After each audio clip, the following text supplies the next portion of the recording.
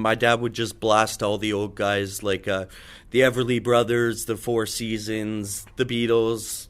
Ignite Radio, Beatlesmania here. You are listening to the Beatles Blow. I never even thought I would get into radio broadcasting. This was the last thing that I thought I would get into. I mean, I tried to find something where I could incorporate my love of music, and radio seems like the best thing at this point, and then I guess I can go from there, because I can't play an instrument, so I might as well try and make money off of other people playing their instruments well. It was featuring Roger Hodgson of Supertramp, and before that we heard I'm a Loser. 2 weeks ago I was contacted by the general manager of Beatles Magazine on Facebook, and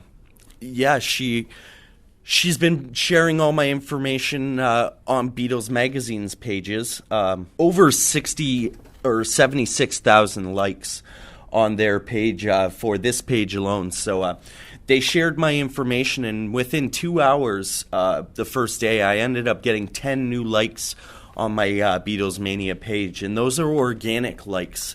So it's just great that people are seeing my posts and actually liking the page. These aren't even people in North America either. I've been getting people from Argentina and Sweden even liking my page as well, you know? So just the power of social media is just crazy.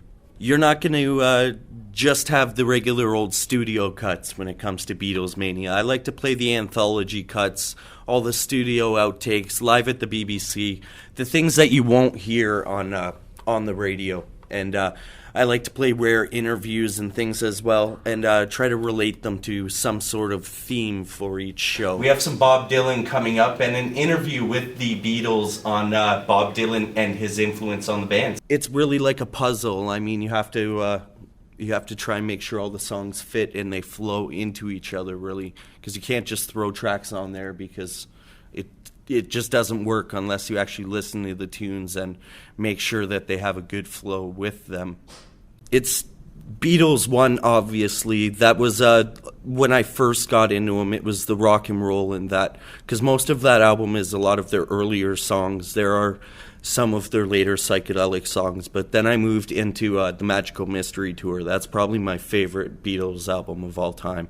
I just love all the cuts off that album. As the population gets bigger, more and more Beatles fans are going to emerge. I mean, their music will never die. There's a school in Mohawk College, or like a daycare, I guess, for little ones, and every day they would walk past the studio or whatnot, and even the little ones, 4 or 5 years old, they would know Beatles music, and they'd be smiling, and so it's just great to see even the little ones have great parents, and their parents are exposing them to great music.